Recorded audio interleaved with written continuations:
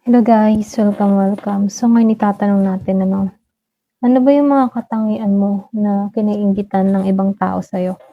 Ayan, give me the message. Ano yung mga katangian mo na kinaiinggitan ng mga tao sa paligid mo? Ayan, give me the message. Ano yung mga katangian mo na kinaiinggitan nila sa'yo? So be open-minded po, hindi halos lahat maka-resonate. So comment down below kung pakiramdam mo, iyo to, kwentong ito. Okay? Give me the message. Anong mga katangian mo ang kinaiinggitan sa'yo?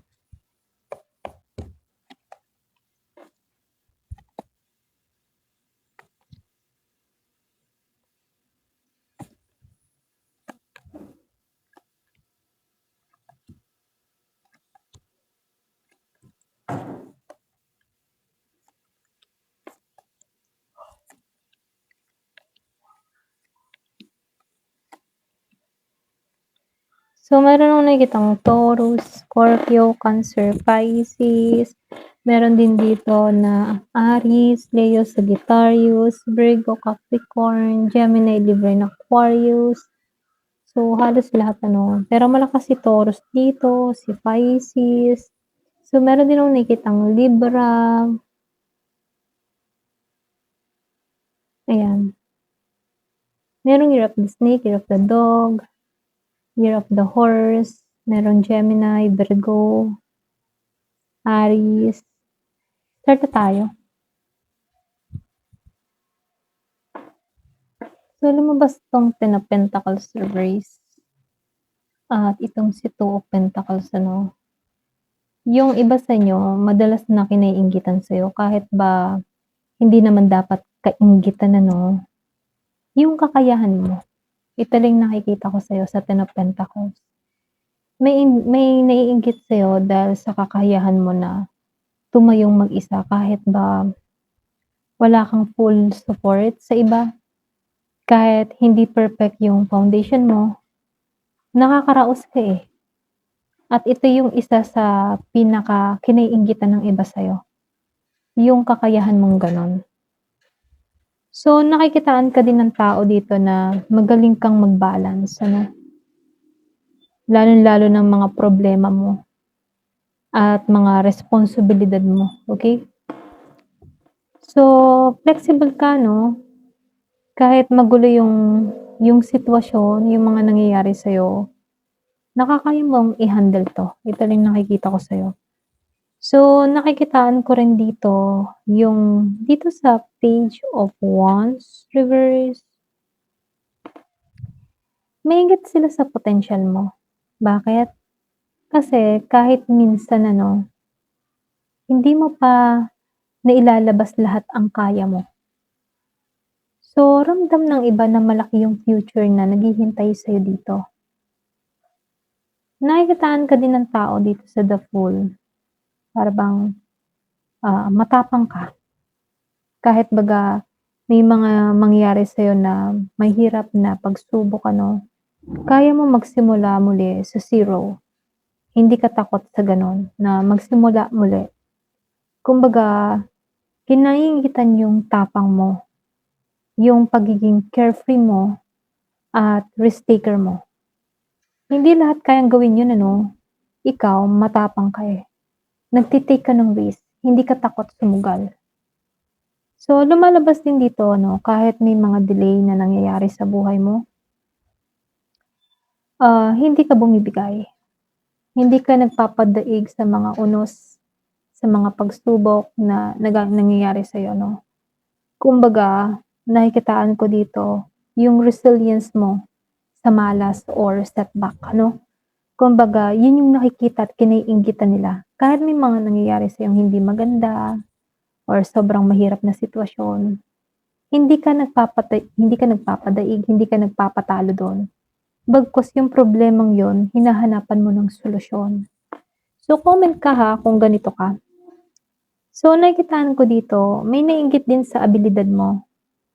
Yung hindi kasi basta-basta yung ikaw, pagdating sa emosyon mo.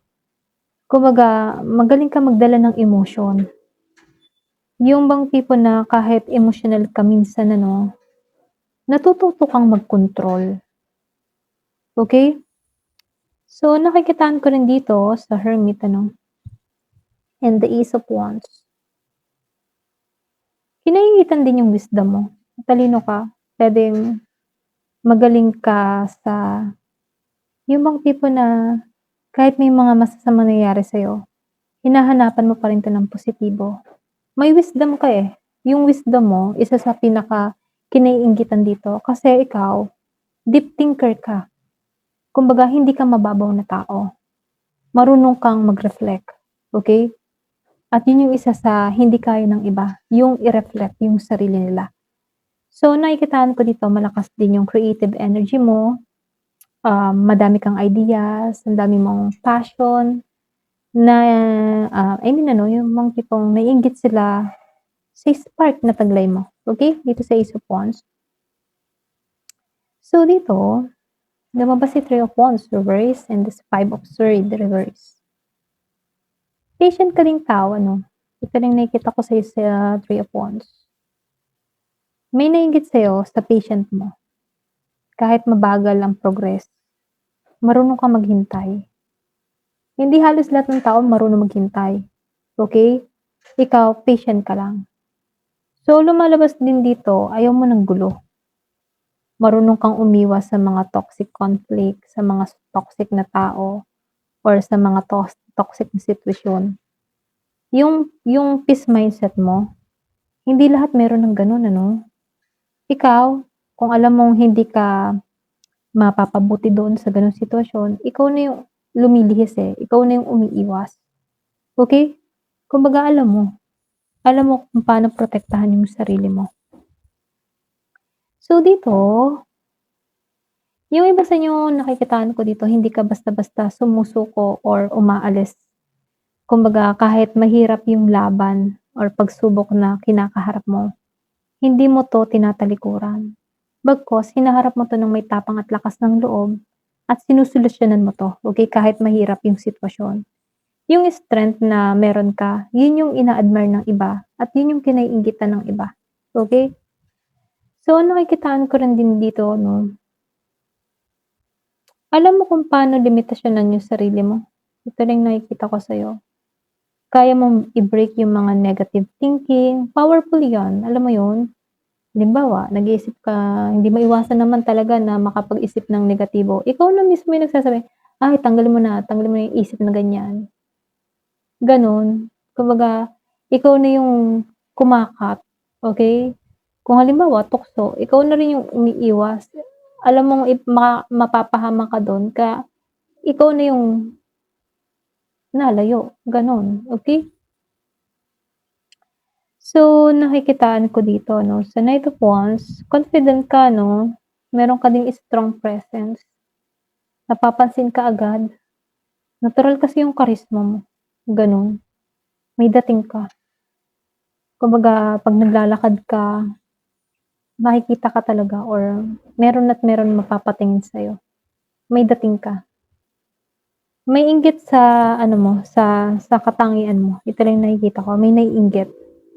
Meron ding naiinggit sa pagiging totoo mo sa sarili mo. Kahit hindi ka laging naiintindihan ng iba 'no, basta totoo ka sa sarili mo, dun ka, kahit maraming naiinis or nagagalit sa'yo, basta alam mo kung sino ka, gano'n. So, nakikitaan ko rin din sa'yo, marunong kang mag-control ng emotion at desisyon mo, okey? Hindi ka nagiging padalos-dalos sa mga gagawin mo. Ito lang yung mensahe 'no, para bang kontrol ka sa ikikilos mo, gagawin mo, gano'n. Ito lang yung nakikita ko sa'yo, marunong kang mag-control. So, lumabas si Empress upright dito. Good sign 'to kasi ito yung pinakamalakas. Kinainggitan yung aura mo, okey? Very nurturing ka, very attractive ka, abundant yung energy mo. Parang natural kang minamahal at pinagpapala, gano'n, okey? Katangian mo na yun, likas na sa'yo yun. So, kinakaiinggitan nila yung lakas mo. Yung lakas mo sa loob mo, lakas mo sa labas, yung pagiging mong independent, yung pagiging mong creative, at yung natural charm mo. So, kahit meron kang struggle, mga pinagdaanan sa buhay, nagiging strength mo pa yon. Para bang dun ka kumukuha ng lakas ng loob. Parang ikaw yung klase ng tipo na, "Kaya ko 'to, malalampasan ko 'to, go, go, go, go," gano'n, okey? So, ito lang yung nakikita ko sa'yo. So, itatanong natin ano, sino yung ano, sino mismo yung mga naiinggit sa'yo? So, alamin natin, sino ba 'to? Sino ba 'tong mga naiinggit sa'yo? Magaling ka mag-reflect. Ito lang yung nakikita ko. Magaling ka mag-reflect sa mga bagay-bagay. Kahit may mga nagawa kang pagkakamali, nire-reflect mo yung sarili mo at tinatanggap mo yung mga pagkakamaling yun at pinapatawad mo rin yung sarili mo dahil sa mga nagawa mong pagkakamali, gano'n. Gano'n lang yung nakikita ko dito, ayan. So, tingnan natin sino 'tong mga naiinggit sa'yo. Di naman maiwasan na talagang kainggitan ka kahit wala ka dahil sa aurang meron ka. Okey. So, comment ka ha kung ganito ka, ayan, yung mga binanggit ko.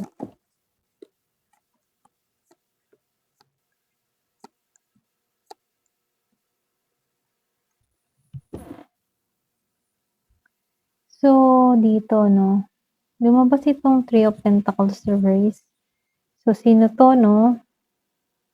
Base sa mga baraha, sa Three of Pentacles, nakikitaan ko dito, siya yung klase ng taong nakasama mo puwedeng sa trabaho, sa proyekto, collaboration, puwedeng kaibigan o kakilala na hindi naging maayos yung teamwork ninyo before, okey? Pero dito sa King of Cups reverse, emosyonal siya ha, pero ano, alam mo yun, hindi siya marunong mag-handle ng nararamdaman. Puwedeng seloso, puwedeng moody, meron siyang tinagong sama ng loob sa'yo. So, lumalabas dito sa Hierophant ano, meron lang akong nakikitang Taurus energy, okey? So, kung sino 'to 'no, kumbaga meron kayong connection sa traditional settling ano, puwedeng school, workplace, pamilya. Maaaring mas nakakatanda sa'yo or puwede ring may authority vibe. Matagal niya ng tinago yung inggit niya dito, eh. Hindi 'to biglaan, malalim, suppress yung emotion niya. Pero tahimik lang 'to, ha. Hindi siya yung tao na confrontation, gano'n, hindi siya gano'n. Mas ano siya, mas pinipili niyang mag-observe at manahimik. Pero nakikitaan ko dito, nakikita ka ng tao na 'to as someone na malaya or walang takot ano. At yun yung isa sa pinaka-kinaiinggitan ng taong ito sa'yo. Malakas yung intuition mo ha, ramdam niya yun. Posibleng babae or feminine energy. Misteryoso at tahimik din siya. Hindi 'to maka-move on sa'yo. Meron siyang issue sa'yo or unfinished feelings, ganyan. Nakita-kita ka ng tao na 'to kung gaano ka kalakas emotionally at dun siya nati-trigger. Maano ka, matibay yung loob mo, gano'n. So, malaki din yung sign ano, puwedeng karelasyon mo dati, ka-connection mo dati na hindi naging maayos, puwedeng ex-friend, dating ka-close or nasirang friendship, ganyan. So, dito 'no, nakikitaan ka ng tao na 'to na para bang fulfilled ka at masaya. Kaya lalong tumitindi yung inggit, eh. Puwedeng lalaki rin 'to 'no, sa Emperor energy, merong Aries energy dito. Someone dominant, controlling or mahilig sa control, gusto niya siya yung nasusunod, gano'n. Mabigat yung dinadalang emosyon ng tao na 'to sa Ten of Wands. Pagod siya pero hindi niya binibitawan.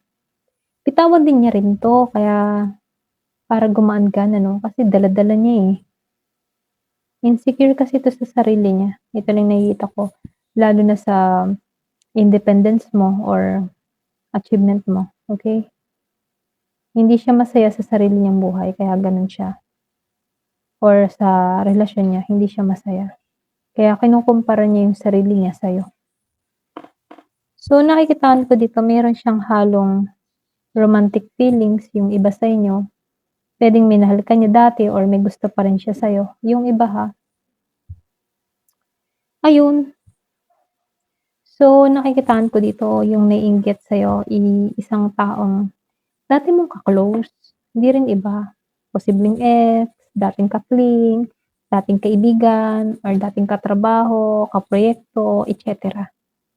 Tahimik lang 'to pero malalim yung emotion ano, hindi hindi siya maka-move on. Kasi nakikita ka ng tao na 'to kung gaano ka naggo-grow, kaya siya naiinggit ano, puwedeng babae o lalaki 'to. Pero meron siyang strong emotional na attachment pa rin sa'yo, okey? Hindi 'to lantaran ano, pinipili lang niyang manahimik, mag-observe pero ramdam niya lahat, yung mga pagbabago sa'yo, ayan.